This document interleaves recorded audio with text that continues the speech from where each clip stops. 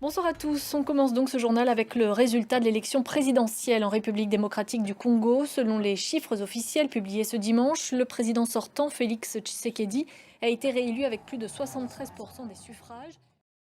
Pas de répit au Proche-Orient. Israël a poursuivi ce dimanche ses bombardements sur la bande de Gaza, faisant plus de 70 victimes.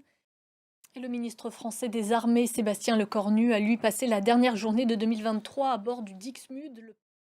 Et le conflit au Proche-Orient a également des répercussions en mer Rouge. L'armée américaine annonce avoir coulé 3 bateaux appartenant à des rebelles yéménites houthis. L'année 2023 est sur le point de s'achever et nous avons demandé à nos correspondants ce qui les avait le plus marqués au cours de ces derniers mois.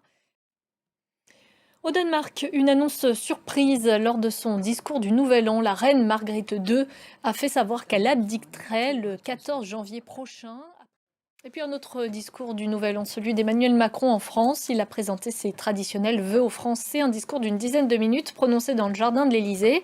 Le président français a parlé de 2024 comme étant l'année de la détermination, de l'efficacité et des résultats. Il a aussi défendu ses décisions politiques passées, y compris l'impopulaire réforme des retraites. Écoutez-le.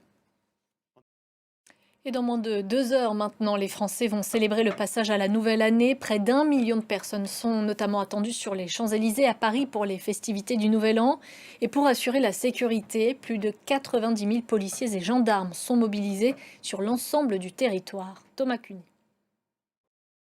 Eux ont déjà fait leur entrée dans 2024. C'est le cas des Émirats arabes unis. Dubaï vient de tourner la page de 2023 avec un spectaculaire feu d'artifice.